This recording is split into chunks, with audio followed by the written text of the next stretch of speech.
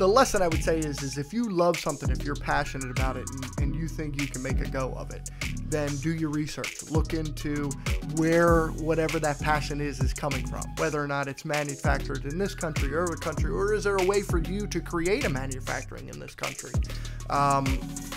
Then just do your research, educate yourself on all the ins and outs, whether or not it's production, whether or not it's materials, whether or not it's shipping, whatever it is, get all your education together and then see if you can make a go of it.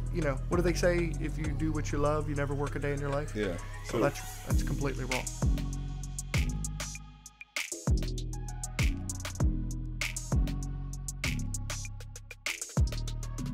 Welcome back to the Cannonball Mindsets, and this is going to be like the easiest but hardest freaking podcast I've ever done.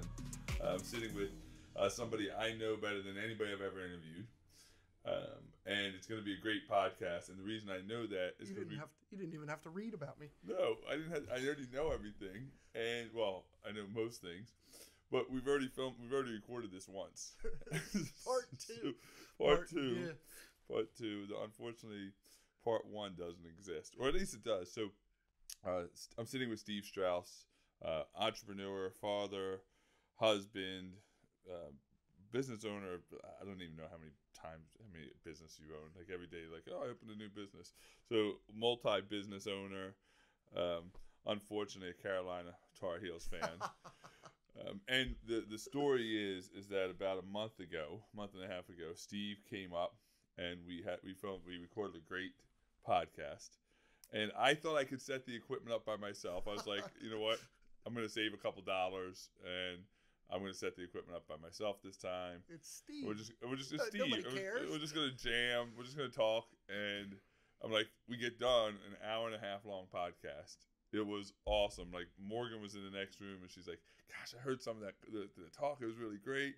Like I'm really excited for it." And a couple days later, we send it off to the podcast engineers, but the technology engineers way above my pay grade, and they're like, "This is great, but we only have Steve."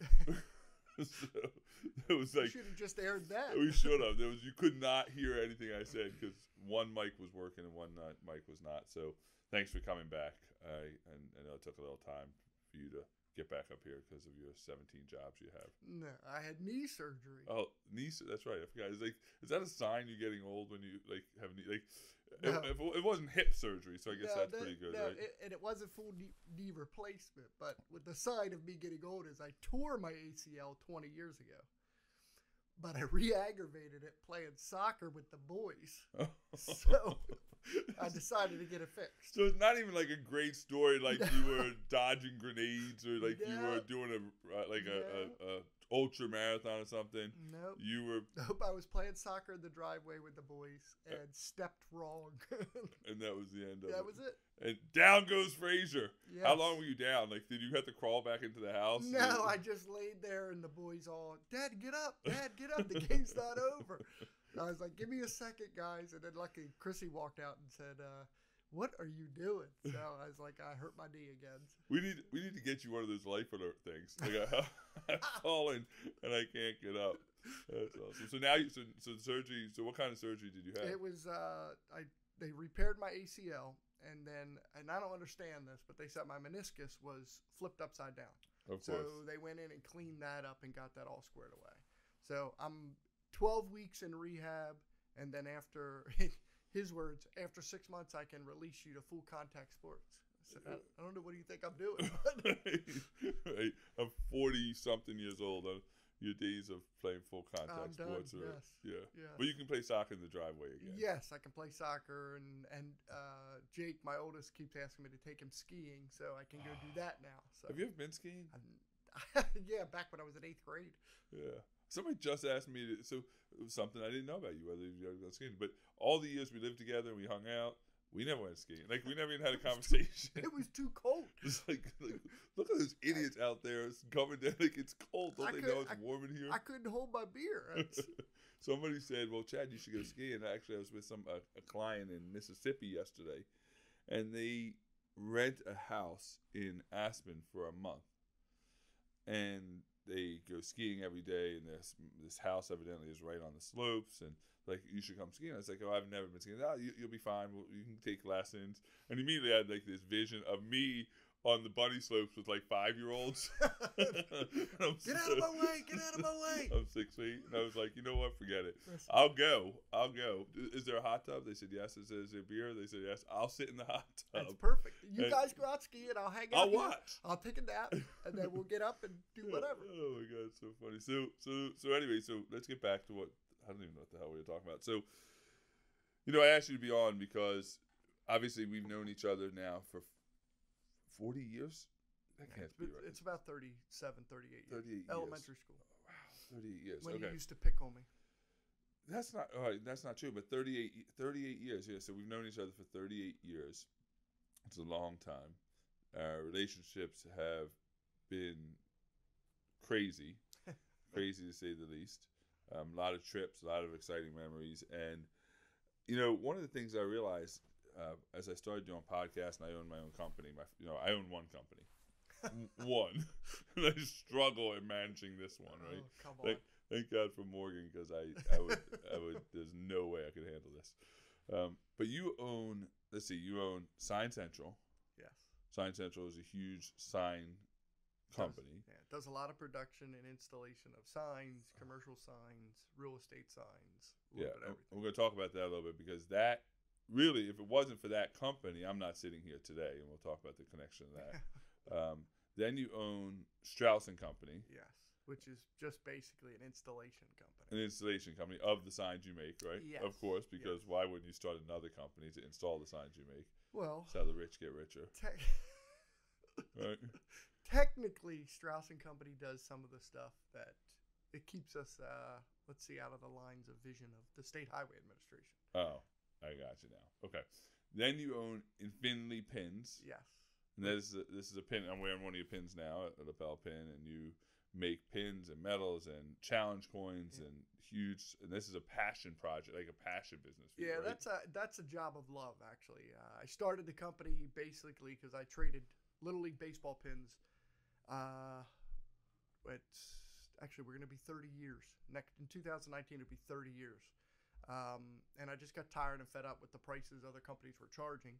And I'd already done some work overseas and did some manufacturing. So decided to start this company where I had designers on staff with the sign company. And then we produce pins, lapel pins, coins, challenge coins, medals for races, medals for winners, second place, runner-ups, whatever.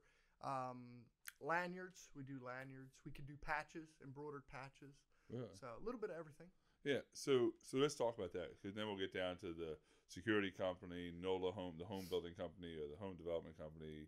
We'll talk about all the 50,000 other things you own and operate. But let's talk about the pins, because I think people, if they're listening to this, will have the reaction I had when I first heard about this 30 years ago. And what does it mean you've been trading and doing pins, and pins being PINS? Yes. Right? Not pens. Not pens. Not writing pens. Yeah, pins. So tell people I know the story behind it, but I just think it's fascinating that you've turned this 30-year thing into a successful business. So in 1983, my father coached an all-star team, and they lost in the state championship. And him and his assistant coach at the time, Mr. Bruce, who actually happens to be like my second father, said, I really want to see where you go after this. So they tracked the team that they lost to the Eastern Regionals. And then after the Eastern Regionals, he saw that they go to Williamsport, Pennsylvania for the Little League World Series, and he didn't know anything about it. So he drugged the family and everybody up to the Little League World Series for the championship game just to see it. And we were in awe, mesmerized by what was going on, and the amount of people that were there and the different teams. So he enjoyed that a lot. So we went up the next couple years. So I think around 1985, we walked around the stadium at that time before the game, talked to different people, and somebody said to me, "Hey, do you want to trade?" And I said, "What do you mean trade?" And he said, "Well, you have a pin on your hat. I'd like to trade you for that pin on your hat." And I said, I don't understand. He said, "Well, you can look at my hat. If you want to pick a pin off of my hat, I'll trade you one of the pins from my hat for that pin on your hat. So I traded, and then I started looking around to different people and started trading a little bit more. And that kind of started my passion or hobby in trading pins. And then in 1989, we made our own pin. Actually made 2 pins that year, an umpire pin for my dad and then another baseball pin for me. And we went up Tuesday, that day, the first day it opened, and started trading. And from there on out, my father and I went up every week to trade pins, just to talk to friends, meet new people, and trade pins. So you have this pin on your hat. Yes. And somebody's just saying, "Hey, can I get that pin?" I'll give you, and it's just a swap. Just a swap. Just That's a swap. It. Yeah. And it's really big in the Olympics. They do a lot of at the Olympics. They do a lot of trading pins. Really? Yeah. And then, like, I would say it's the Olympics, and then World Cup soccer. They do a lot of trading, and then Little League baseball. So, and Cooperstown has some trading too. And you see it more prevalent now, though, locally with challenge coins. So whether or not it's the military or whether or not it's the police, the police or the fire department, they make these coins that they give out for special occasions. But if they go to different cities, they might trade their coin for a local coin. So. Yeah, what's crazy is so to the pin. Let's talk about the pin trading. So you're up there once a year. Yep. For 30 years. Yes. And you are trading pins. You're making pins. Now I'm making them and trading them. But right, before I would my whole vacation was just trading pins. That was vacation. That was it. The summer vacation. It was. I remember. Listen, so you've been to the last 30 Little League World Series. Yes. I've seen a lot of change in 30 years. When I first started going up, there was 8 teams. There was 4 American teams and 4 foreign teams. And they would play in regions, so the foreign region and the American region. And they started on Tuesday, and it was single elimination. And then the final game was on Saturday. So you played in the Friday. I think they took the day off. So you only really had 3 days worth of playing. Now it's, I think it's 12 days or 13 days long. There's 8 American teams, 8 foreign teams. They have round robins. They have brackets, double elimination. And it goes, I think they start the parade on a Wednesday, and then the championship game is the following Sunday. Yeah. So, I mean, when you say 8 teams in each age bracket? No. So the Little League World Series is like the majors bracket. So it's 10 to 12 age bracket. Oh. They have other age bracket World Series all around the country. Yeah. But everything kind of ends with the major league, the Little League World Series. Yeah. So it's just the 10 to 12 age bracket. So let me ask you a question. So at what point did you decide? So you're up there trading pins, and you became. Listen, you were best man at my wedding, and you. Yeah, I had to come home to go to your wedding. The wedding that was Kim's fault, by the way, not mine.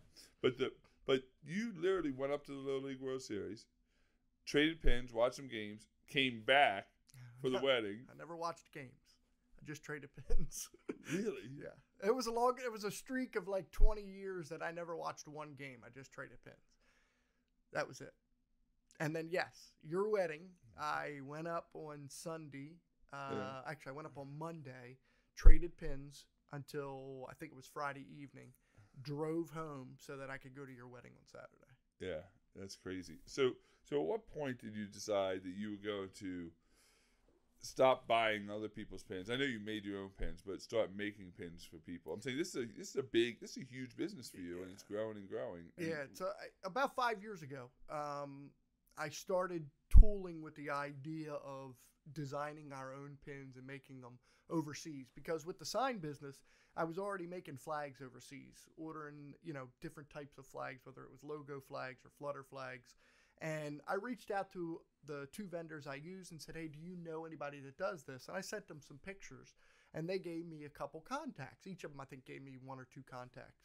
So I reached out to those companies, and they were very, very happy to hear from me and were more than pleased to do, whatever I needed them to do.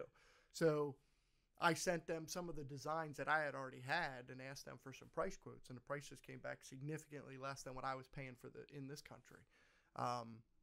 And I was ordering them from 2 or 3 different companies that were kind of mainstays for my entire time trading pins. And, I compared the prices and I could save myself a ton of money. And then talking to other people, they were fed up with the way things were going and prices were adding on all the time. Your setup charges were going up, your per pin price were going up. Everybody was shipping higher dollars. It just got out of hand. And lots of people that I know, lots of friends of mine over 30 years were either getting out of the hobby because they couldn't afford it, or just said, it's now the price is so high that I just won't make any pins. I'll just go to the places and trade my old stuff. So I thought, I tooled around with starting the company, and I reached out to a few friends of mine and said, send me some ideas. We did some artwork, sent them the artwork and the prices, and they bought the pins. So it kind of just snowballed from there. Huh. And so how has this received? How has this been received? Oh, it's been excellent. It's been excellent. This is the 3rd year. We're a licensed vendor for Little League Baseball. The first 2 years were a little tough. They didn't know who I was and what I was doing. Every year we go to the Little League World Series. The last 5 years we've done a pin trading room where everybody comes together after the baseball games, and we have drinks there, and they usually eat beforehand. They come in, there's tables set up, maybe 30, 40 tables set up, and people sit around the tables and trade. We do giveaways every night for the kids. We actually do some auctions for the adults. We have stuff to sell and giveaways for the kids and stuff to kind of keep them amped up and coming back to keep this hobby going. So how do you feel? So what's the lesson, right? So what's the lesson for somebody that's listening that has a passion, a hobby, a passion, something they really enjoy, and turning that into a business? If you listen to if you're not 1,000 people, half will say don't do it, half will say do it. I guess the lesson I would say is if you love something, if you're passionate about it, and you think you can make a go of it, then do your research. Look into where whatever that passion is coming from, whether or not it's manufactured in this country or other country, or is there a way for you to create a manufacturing in this country? Then just do your research, educate yourself on all the ins and outs, whether or not it's production, whether or not it's materials, whether or not it's shipping, whatever it is, get all your education together and then see if you can make a go of it. What do they say? If you do what you love, you never work a day in your life. Yeah. So that's completely wrong. But I'm just saying. You work every day of your life. I work every day that ends in Y. Yeah. If you do what you love, you work every day of your life, right? That's right. It's just that people have a negative connotation with work. Yeah. Like you say the word work, and they're like, oh, work. But I'm saying I think it's different. If you work for yourself, you really don't feel like it's work. You just have things you have to do. You got to get up in the morning and go to the office. You have to do billing. You have to go meet with a client.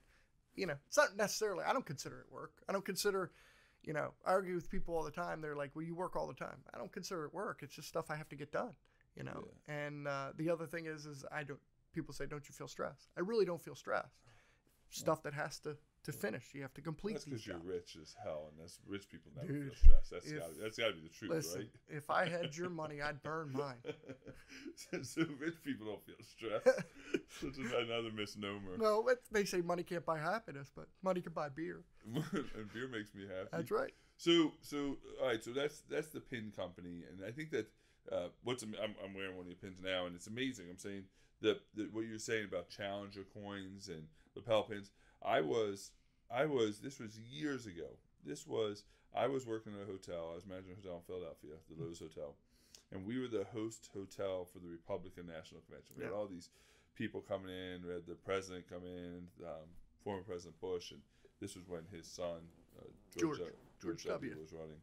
And there was a I'm probably gonna get this wrong. I'll probably get bashed from it from my uncle who's listening in Hawaii, and he's in the military. But I believe there was a 5-star general. Okay. Is there such a thing? There is such a thing. I think there's a star. A 5-star general. Let's get back. We'll Google that. Yeah, I'll Google that shit. And so I met him, and we're having a conversation. And as I leave, he hands me this metal coin.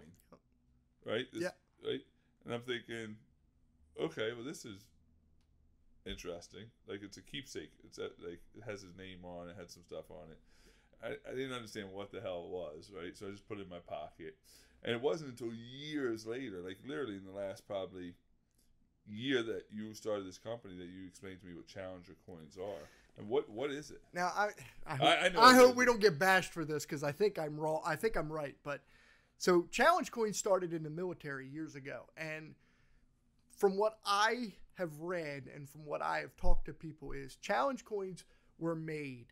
And if you were traveling abroad or wherever you were, if you walked into a bar and you saw another military soldier, whatever it is, and you wanted to take a bet or a gamble, you would throw down your Challenge coin. Yeah. If they did not have a coin, then they had to buy you a drink. If they did have a coin and they threw it down and they outranked you, they had to buy you a drink. Or if you outranked them, they had to buy you a drink. So that's kind of how it started. But then people have taken it to, where they want to make new coins for everything and anything. So it's funny to see some of the ways people make coins for different things. It's huge now in the police department. They kind of do the same thing, but they come up with some different ideas, whether or not we're working on one now that it's basically a police badge, but then you flip it over and it has all their information on the back of it. So I mean, cool. It's pretty cool. Almost like a business card. Absolutely. Now, Oh, right? I think that there is an untapped market with business cards. And we're gonna put the Vista print on notice. But the I think that if somebody gives you a coin, like you were given the coin 20 years ago. It brought back memories. You just realized it a couple years ago. I still have it. Yeah. So it's sitting in the bureau in my nightstand. I've moved 5 times since then. I still have it. Yeah, absolutely. I mean, I think that a Challenge coin or a coin is actually better than a business card, because you at least have to talk about it 3 or 4 times that day. So if somebody hands you a coin, you think about it, look at it. Cool. That's pretty wild.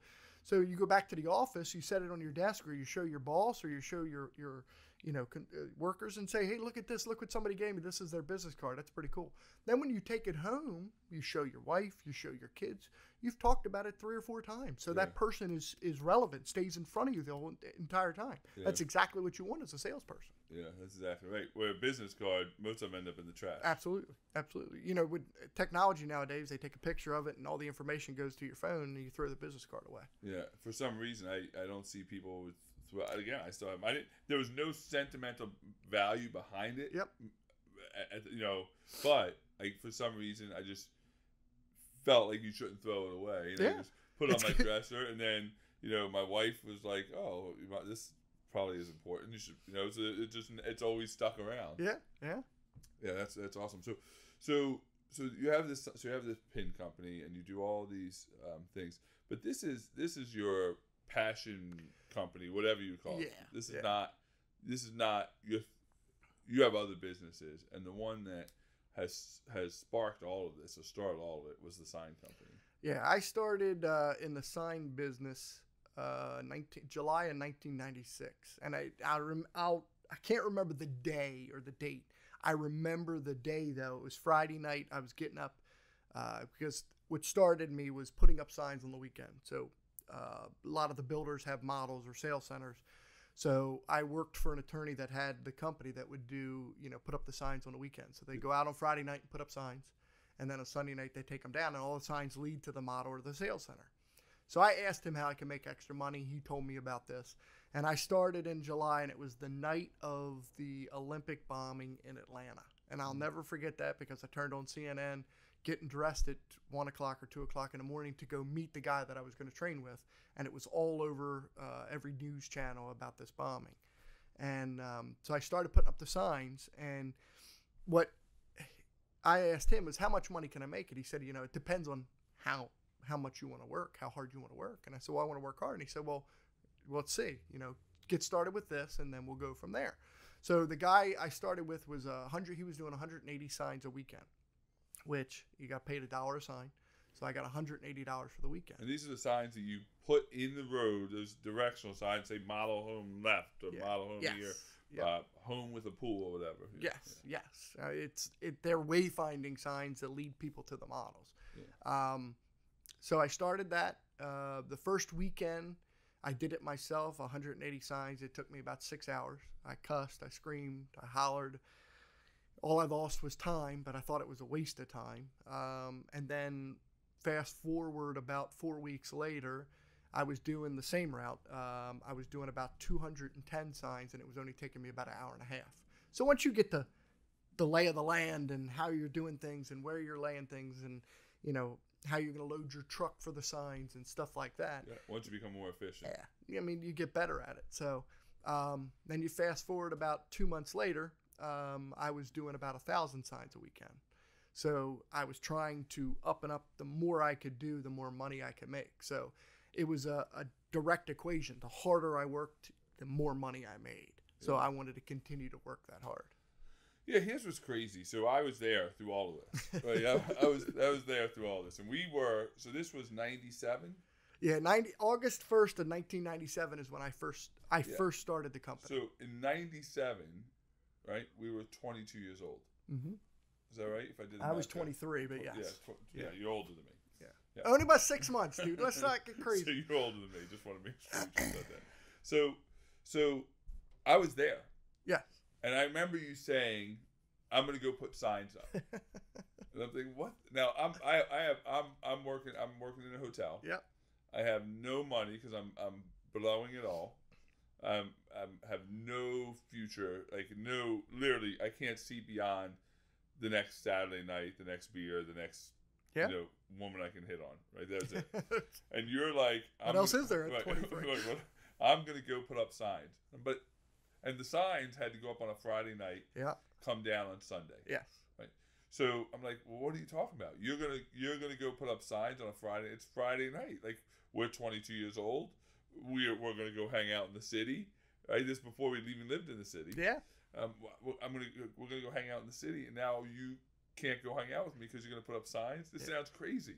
I missed a lot of happy hours on Friday night. Yeah, like Water Street happy hour, right? Yeah. And so, but you're making $1,000 a weekend. Yeah. Working, 8 hours, 10 hours, 12, let's say 12 hours. I would say it was more like 12 hours at that time because I was starting at about 5 o'clock on Friday night, and I would finish up anywhere between 5 and 6 on Saturday morning. Yeah, so 12 hours on Saturday, 12 hours on Friday, 12 hours on Sunday. So you're working 24 hours, and you're making $1,000 a weekend. Yes. Right? Yes. It's a pretty good.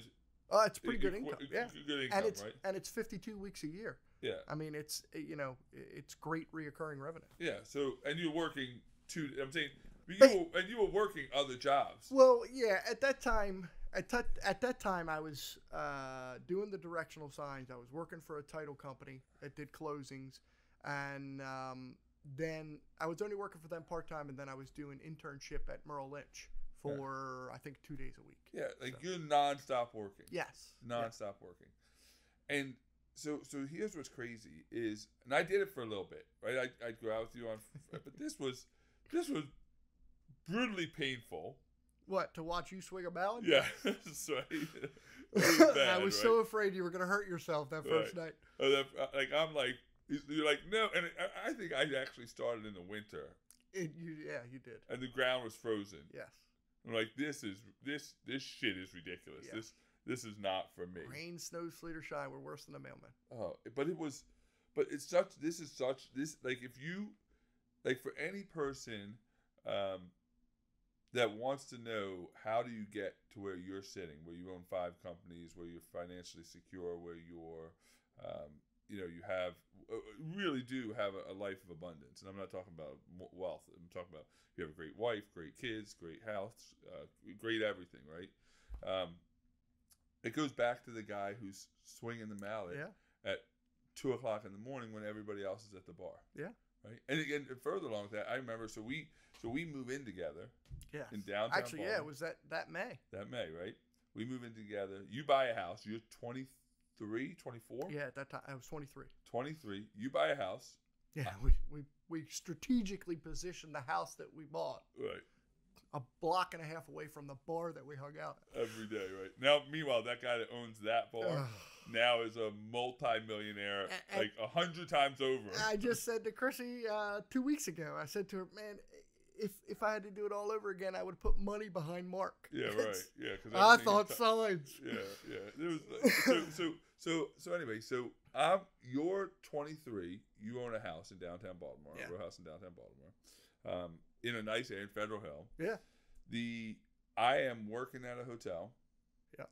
Living paycheck to paycheck. Yeah. Again, beer, women. Yeah. In that order, right? And you tell me, and you're working and you're reading and you're reading a book. Yeah. And I've talked about this. I've talked about this in seminars, and it's sitting right next to you. Yeah. The book is literally sitting right next to you right now. Door. It's called The Millionaire Next Door, and I'm struggling, but I don't know I'm struggling. Like I am struggling, but I don't know. I'm like, sure. In my mind, like this is the greatest life in the world, right? You never know until, you look back. Yeah, that's exactly right. I'm going nowhere fast, and you're still on Saturday nights. We would go out and party, and we'd have a great time. We'd travel, and it was phenomenal. But Friday nights, work. Sunday nights, work. Priorities and work. Right. I'm gonna buy, and you would say I'm gonna buy real estate. I'm gonna buy. You once told me. My father told me buy real estate. It's the only thing they don't make more of, right?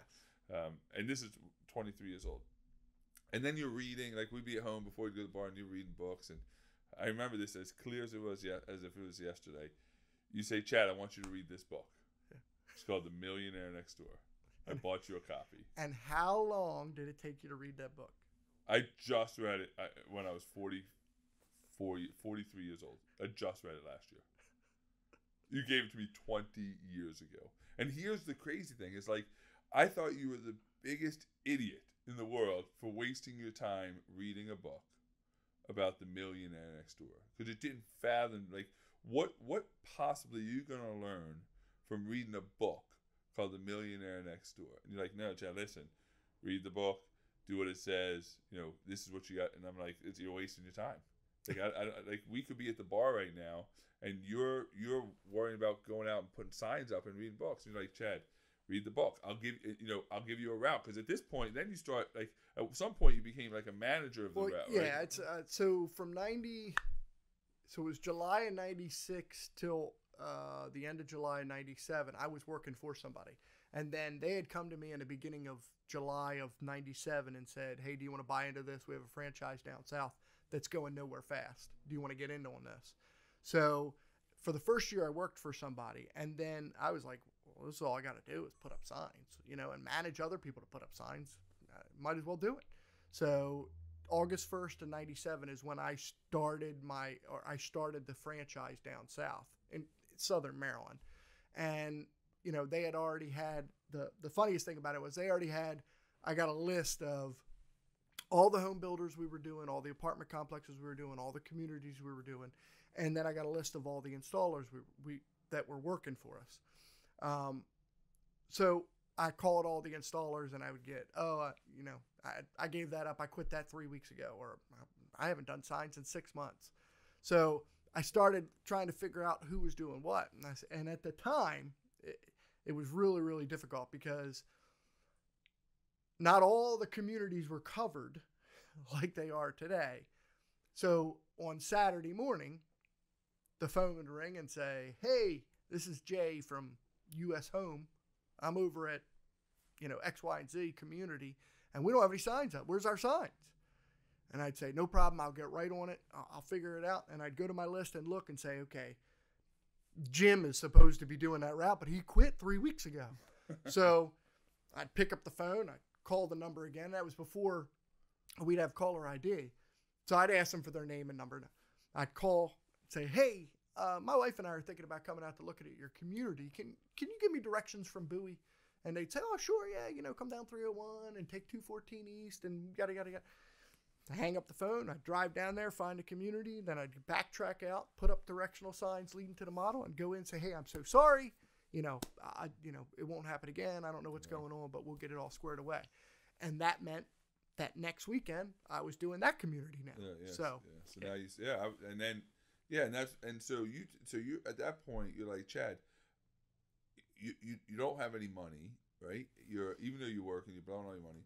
Read the book, and I'll give you a route. Yeah. I'll give you 500. You can do, and at some point you're like, hey, you just do it with me. Yeah. Like, just go out with me. Yeah. You just do the work. I'll drive. Right. I'll drive you. You'll be my. This was before Uber. I'll be your signed Uber. Yes. Right. You just jump out and hammering them in. And I was so in the wrong mindset that I was like, yeah, not for me. Not for me. It was too important that I not miss Saturday nights at a bar in Baltimore. Yeah. And so it's just crazy because now I look back and I'm not big into the regret. I just think that everything happened that put me here today. But I look back and I wonder to myself, what if I would have done that, right? What if I would have changed? And for me, I think that's a lot of times we have this idea, like, here it is, you own your own house, you own your own company, you're making a ton of money at that time, and you give me a book, and I was not open to it. It's crazy, right? Yeah, I was gonna say, sometimes you're right. I mean, things happen for reasons, and you have to travel a path. I think you have to travel a path to get to where you're at. Yeah. And sometimes that path is rocky. I mean, it's got lots of speed bumps in it. Yeah. But it definitely is a mindset that you have to want to change or want to do something different or want to be better. So, and if you don't have that mindset, I don't think you're going to go anywhere. You close off to a lot of opportunities.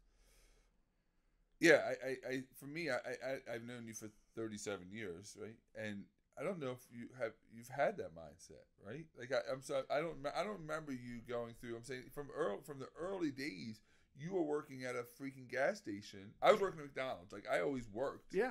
But I worked for today. Yeah. Yeah. Right? I worked at McDonald's so I could have money for today. It was never, well, what can I be in the future? It was, you were working at a gas station, thinking to me and having conversations with me like, I'm going to open a gas station. We were together one night, and you should probably shiv me when my back is turned to you, because we had a conversation one night, and you said, listen, we should set up a coffee stop, a coffee store that people can drive through, and so they don't. And I'm like, Steve, that is the dumbest idea I've ever heard. Who's going to drive through just to get a cup of coffee? And you're like, no, I'm telling you, Chad, I'm on the road all the time.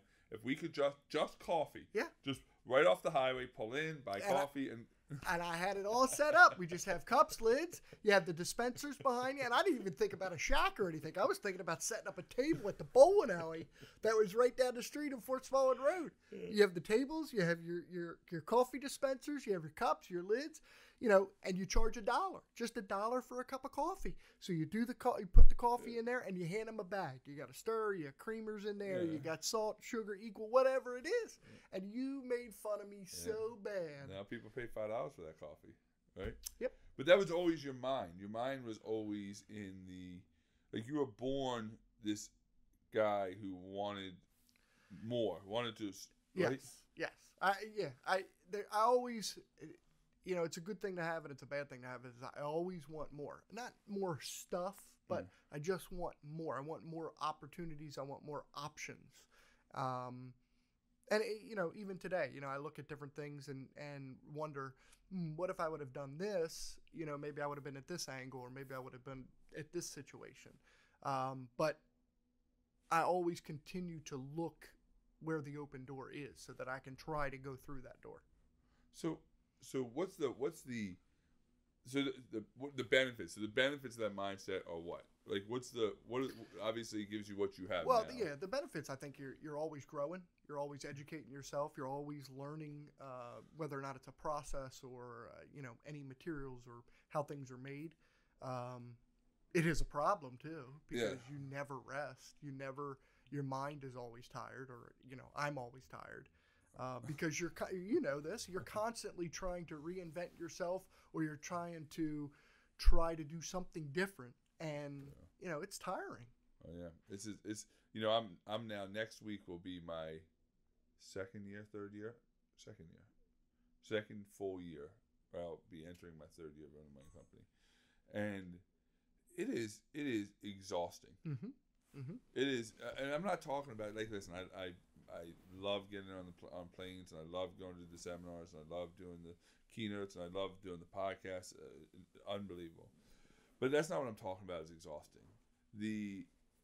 For me, the constant, not worrying, but the constant thought in your head that I have people that are depending on me. Yeah. There's a big difference between signing the check on the front and signing the check on the back. Absolutely. Right? Absolutely. And what I've learned about signing the check on the front is, I have Morgan that depends on me. I have Evan, who's behind the camera, depends on me to be able to pay him so continue. Yeah. Right. I have people that I have Paige that depends on me. I have my kids that are depending on me, and people always have people depending on them. But there's always a fail safe I see, right? Yeah, but it's you work for somebody else. Well, I was gonna say that's the thing. It's different from, like you said, signing a check on the back. The people that depend on you are your wife and your kids. Yeah. Not necessarily saying that your wife depends on you, but at the same token, you're a team, so the team depends on you. Yeah, that's right. But then when you take it a step further, and now you're signing the front of the checks, now that team expands. And whether or not Evan's got a wife and kids, or Morgan's got a wife or kids, now those families depend on you, and your team continues to grow. So you have to continue to grow in order to make sure that the team is whole. Yeah. And that's it's really a tough situation when people come to work for you. They're putting their faith in you, and you never want to let that faith down. Yeah. It's funny because somebody actually just posed this question to me the other day and made me think about it. They said, what was one life lesson that your father taught you? And it was kind of tough to think because he was more action than anything else. And the one thing that I could come up with was, you only have two things in this world: your word and your name.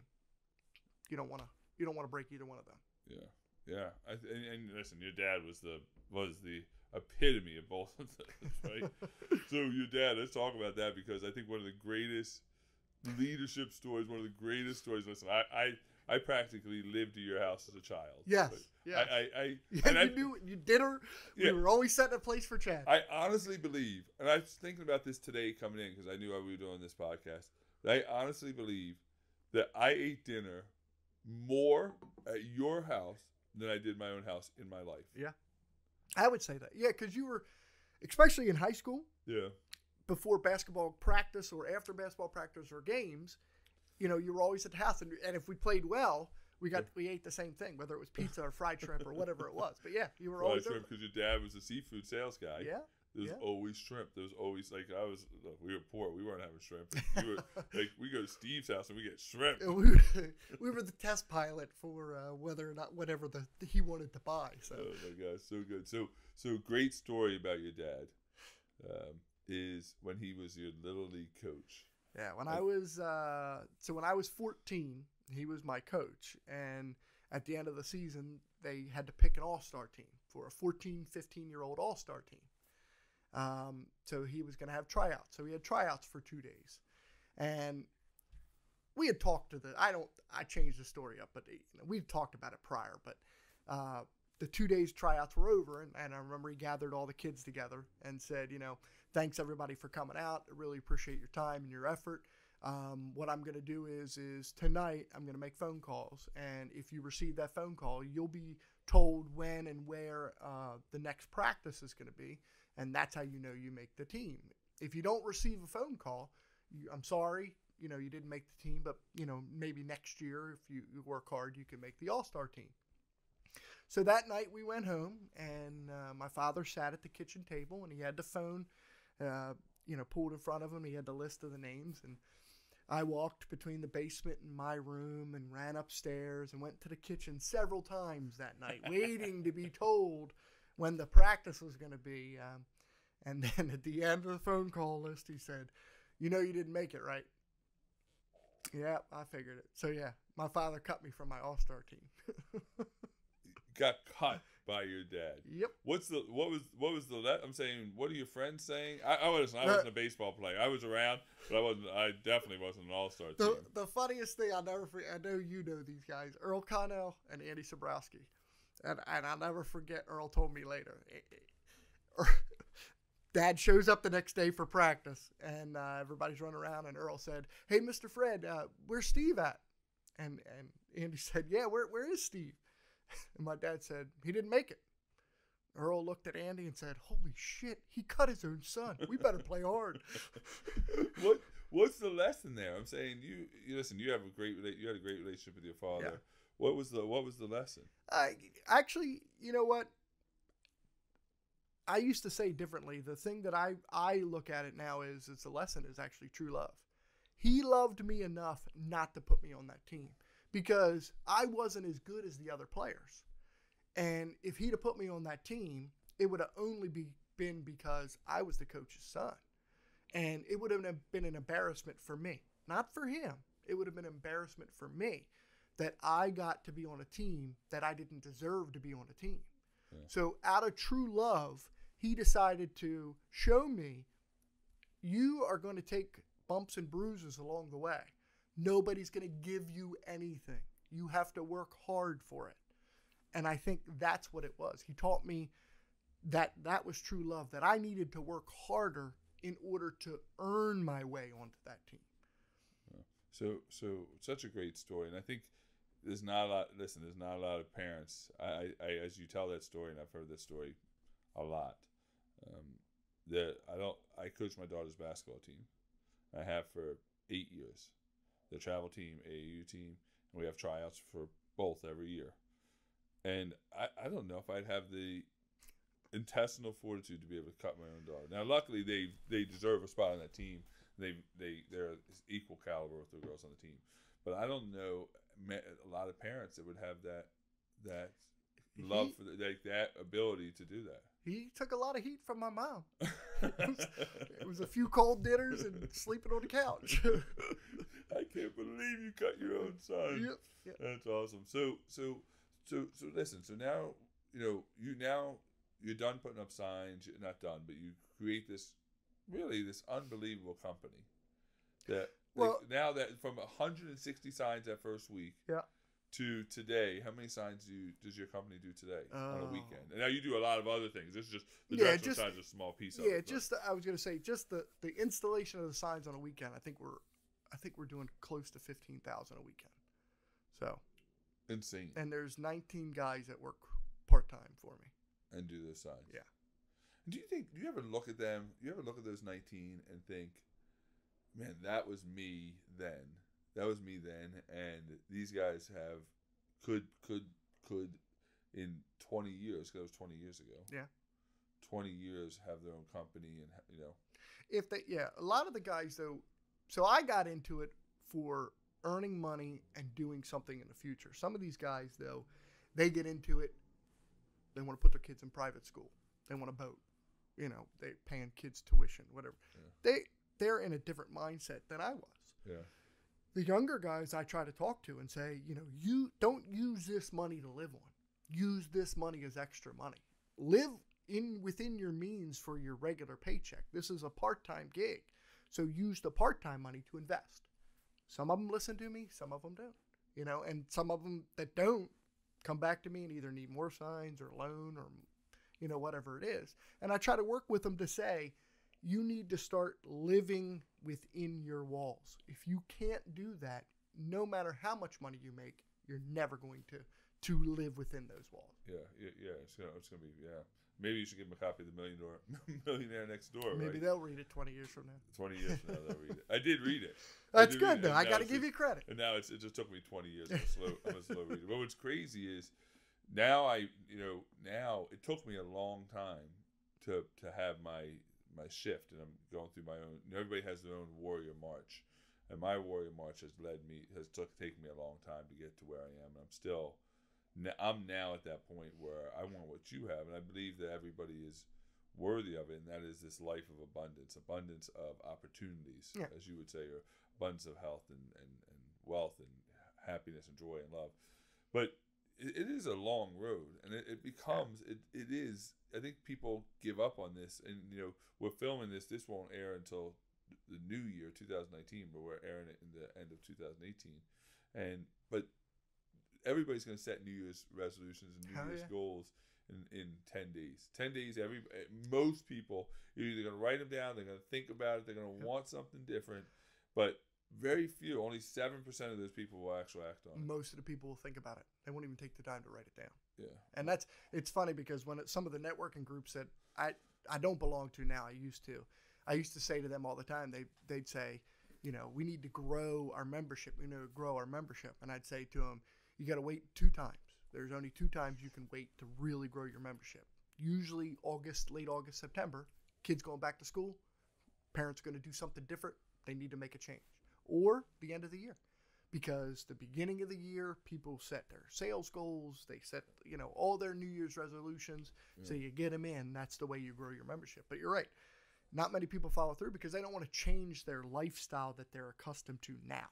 Correct. And like you say, you got to change everything. It's a mindset. It's a change of body. It's a change of character. It's a change of everything. Yeah. If you want to reach the ultimate, whatever that goal is. Yeah. So you have the sign company blowing up huge, pin company blowing up huge. You got you own a security company. I got that in the divorce. Perfect. It's a great segue. So you're remarried. Yes. Married a second time, I should say. Sort of like this, part 2. Part 2, right? And you have an amazing wife. Currently, yes, I have an amazing wife. Currently, you have an amazing wife. 2 great sons. Young, sure. Right. That puts you in surgery, knock you down to cause you to have surgery. What's the lesson of how do you balance all of that? How do you balance a wife, a fatherhood, owning 5 businesses, friendship, time for yourself? How do you lack of sleep? It's difficult. I struggle every day because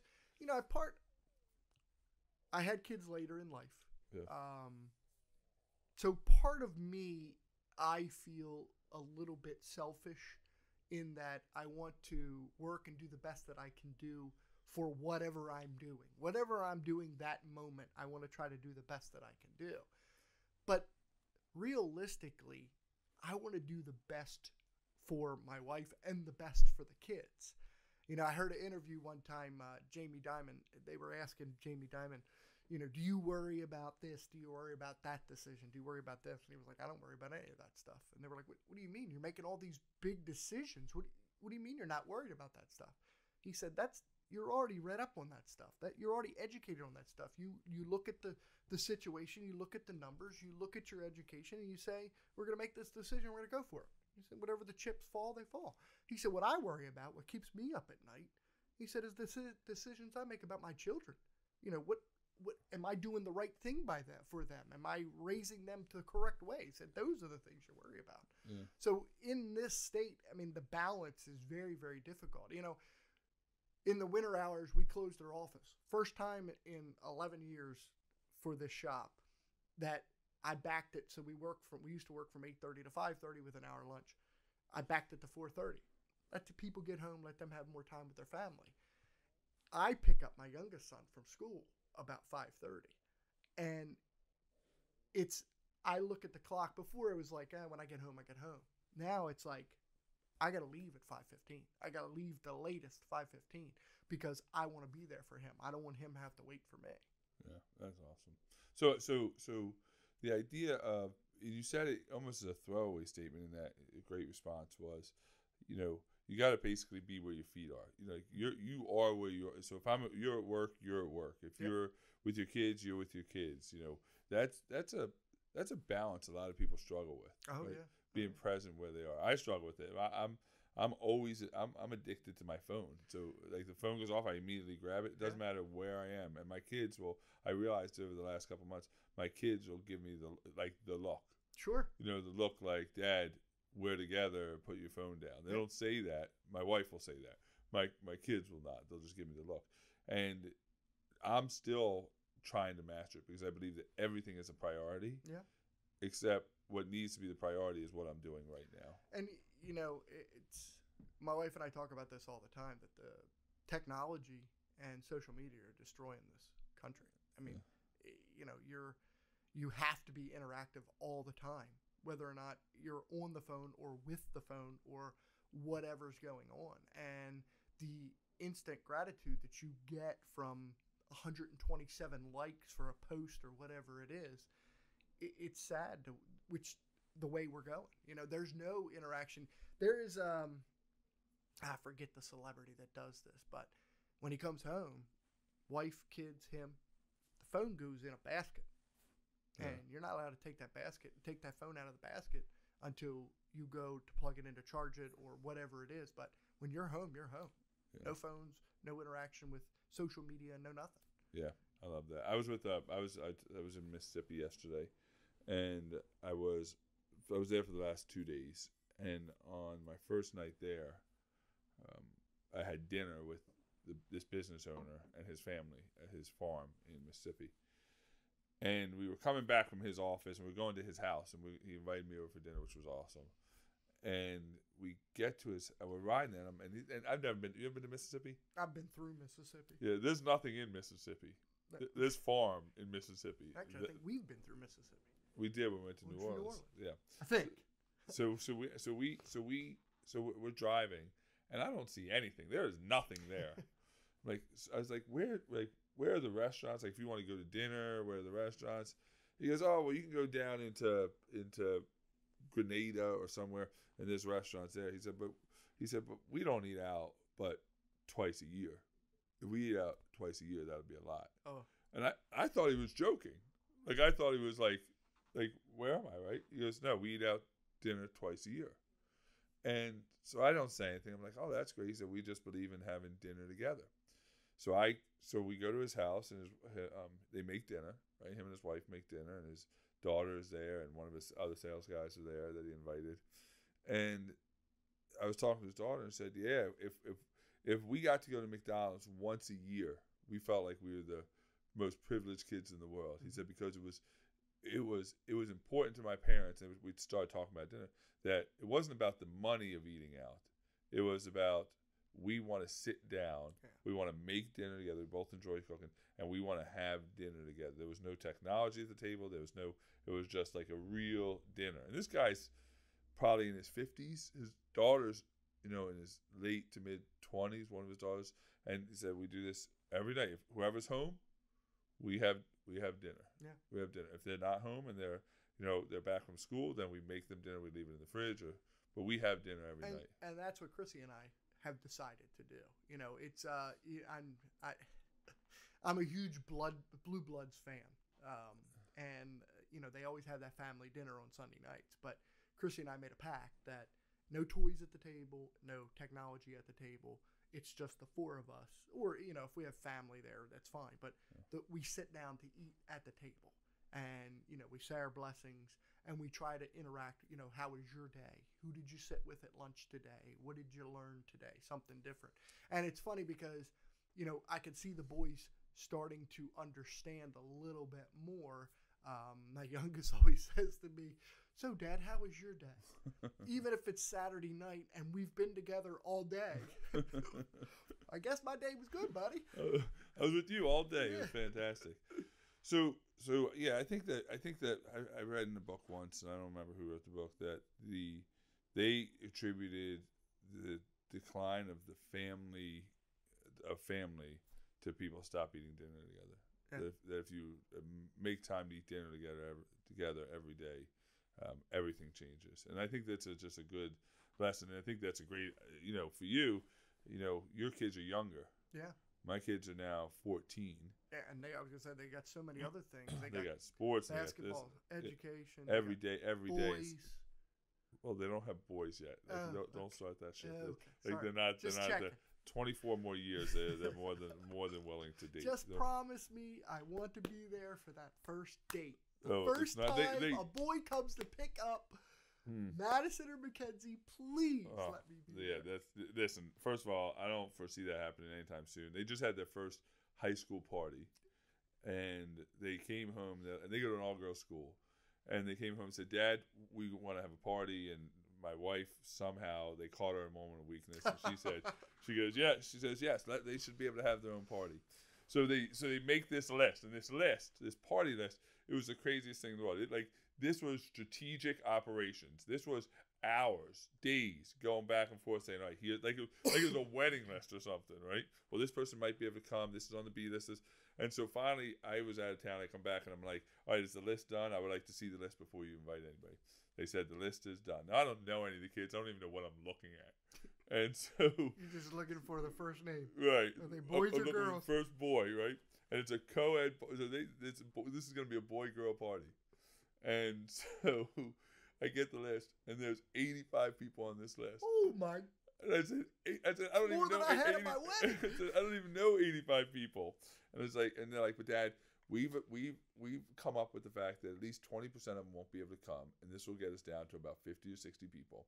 Well, that's still a lot. And I'm like, all right, again, Kim is on board. Kim's like, all right, just let him have a party. So the day the party comes, and Kim has this bright idea because of Pinterest. And listen, if I could take down any website in the world, it'd be Pinterest, all right? My wife lives in a perpetual state of Pinterest.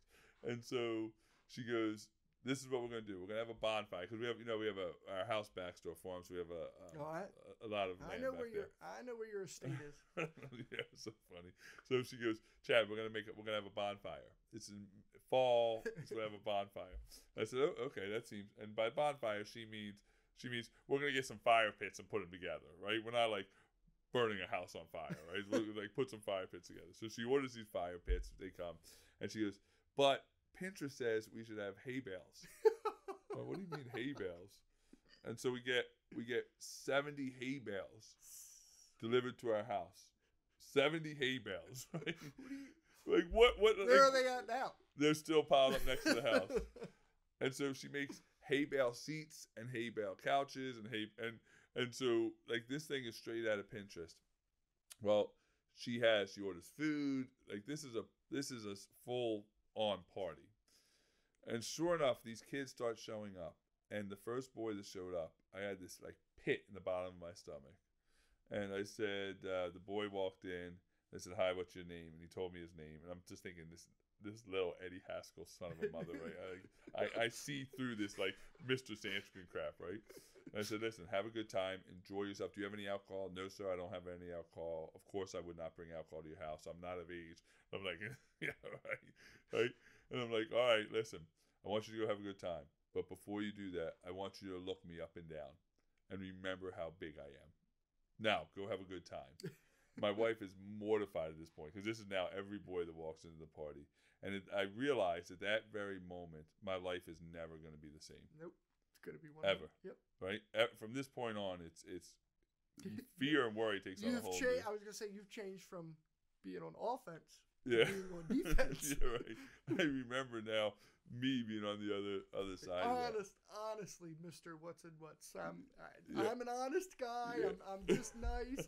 I'm very polite. I was that kid. Yeah. I was that Eddie Haskell kid. So Steve, so a couple more questions. So what's next? What's next? What's the next evolution? I know there's going to be another business, another company. Maybe you don't want to say what that is. I know that I've known you for 40 years, 37 years, and your brain's never resting. But at what point do you start just enjoying and dialing back? What point do you just keep your foot on the gas? I don't know how to answer that, honestly. I don't know. I have a problem with being relaxed. I have a problem with that. I like to go. I like to get things done. I like to check things off the list, whether they're mentally or on paper. What's next? I think the sign company needs to morph a little bit. 75% of all my business is all new home construction. I think that we're heading into a bad. There's usually a recession or a dip in the economy at the end of every decade. Yeah. We're at the end of the decade. I think we need to change our focus a little bit. Try to get business from different areas. But I don't really have an answer for that yet. I like real estate. I like buying real estate. I think the pin company and the coin company could grow and we could do more things. Yeah. I think the opportunities is there. But I don't really have an answer just yet. All right. Can I get back to you in about 4 o'clock? You can. If you just tell me what it is, so I can invest in it early. You know, the idea that you have this. Listen, the reason I wanted you on the show was because a couple things. One, I know your story, right? We could sit here over a beer, and what's crazy is this is evolution, right? So, 20 years ago, if we were doing a podcast 20 years ago, I would have been 24. You would have been 25. Yeah. And it's, whatever time of day, we would literally be doing this with a beer in our hand. Yep, correct. Probably at a bar. Yep. Talking about probably at Mark McFall's bar, right? Yeah, paying an ungodly amount of money that he would be turning into millions of dollars, right? Just running our tab up. Yeah, just horrible. I recently saw a picture of a video of his garage. You know it's bad when you see a video of his garage. And the guy's got a Ferrari. Yeah. And which is fine. He's got a lot of money. But in his garage, he created a turnstile for his Ferrari to be turned on. So his garage floor actually spins. So the Ferrari actually turns. So in the center, he has this lazy Susan that his car is on. And I said, why does one need that? He's like, well, would you expect me to walk around the car? I just want to gut punch him. But think about it. So 20 years ago, that would have been how this podcast is. Yeah. Right? And it would have been done at a bar with women and beer and probably just hijinks. And now we're talking about kids and businesses and books and mindsets.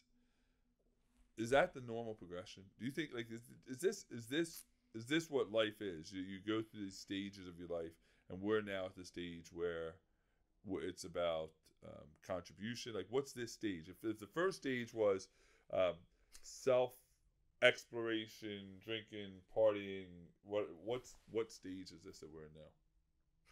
Hopefully, it's not the end. Yeah, right. It's not the last act. Yeah. I think it's normal progression. I mean, I think we all go through different. We enter the stages differently throughout time. I mean, you had Eminem early on, or earlier than I did. I didn't think I was going to have kids, but yeah, I think that's the normal progression. You kind of do a little adventure to try to find out who you are, what you're about. Maybe not many people have as much fun as we had doing those things.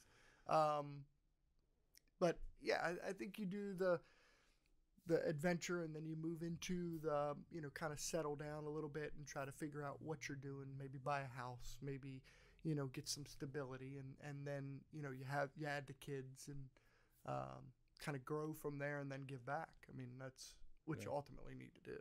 Yeah, because I think you're right. I think this part of our stage is about contribution. That's why I do the podcast. That's why you're here. That's why you do what you do. Yeah. It's about contribution. So, all right. So where do people find you? I'm saying which companies should people like I of all your 47 companies that you own, right? Where's the easiest place for people to find you? Besides the bank. I think besides finding you at the bank. Listen. The funniest thing is you could say all those companies are all run under one roof. Now, all those companies could fit in your estate. Maybe in just the den area that you have. I mean, is it true? I had heard. I don't know this, but is it true that you need to leave breadcrumbs in order to find your way back out of the house? It's so not true. That's why I live out in the middle of nowhere, so I can afford a house. Do you have an armed guard on standby? Do they let you? Yes, is anybody allowed to drive through, or is it gated? It's Rosie and Zoe. That's so not true. It's so not true. It's listen. We have come a long way from the nights at the Pink House. Correct. The nights at the Pink House. So Steve's house that he owned in downtown Baltimore was hot pink. Painted hot pink. It was the only hot pink house in the city of Baltimore. It was easy to tell women where we lived. Steve, are you gonna paint this house? Like, no. What are you talking about? It's like, this is my UPS truck. And I'm like, what? He's like, you know how if you see a brown truck, you automatically know it's a UPS truck. He said, they see a pink house, they're automatically gonna know it's Steve Strauss's house. Awesome. Did anybody ever, when we left the bar and said, We're going to have a party at the Pink House. Did anybody ever get lost? Nobody. Nobody. It could be the lines of hundreds of people that they Could just be. have to follow. It could be. All right, so where do people find you? You can go to several websites. You can go to signcent.com. It's SIGNCENT.com, or infinitypins.com. It's infinity with an I. You can call me, 410-360-3777, or email me at steve@signcent.com. So you're literally giving your phone number out. Call me. That's the guy you are. That's awesome. I say, call me. Let's talk. That's awesome. So people want to learn how to start a company, how to grow a company, how literally to create just enormous amounts of wealth, emotionally, financially, whatever. They should just call you. No, if they want help, words of wisdom, if they want to know some of the pains that I've gone through, call me. If they want to know wealth, your phone number is 443. Don't call me. That's for sure. Don't call me. So all right. Last question. So, first of all, we should do another episode where we should do an episode at Rope Walk. We should get the cameras. We should get the microphones. We will even get Mark McFall out of one of his 15 houses. You have to schedule it with him first. Yeah, schedule it through his 47 assistants. So we should get him, and we should literally do when we started going there was 10 people in that bar. You could fit 10 people in that bar. And it was one row home. Yeah. It was one row home. The money we paid added the 2 row homes to the left, the back warehouse, and the upstairs. And then he took that money and opened one in Ocean City, opened one in Bethany, opened one in Cincotti. You know what I'm saying? They're like there's a rope walk in every street corner. I think they're definitely competing against Starbucks. Yeah, it's absolutely insane. So that'd be an awesome episode. Don't you think that'd be an awesome episode? Yeah, Evan thinks so. Evan's nodding. As long as we can get at that corner where our corner was. Our corner. That was our corner. Man, reminiscent. All right, so last question. When you are gone from this earth, 50 years from now, 60 years from now, what do you want your contribution to have been? To what? To my kids? To society? To yes.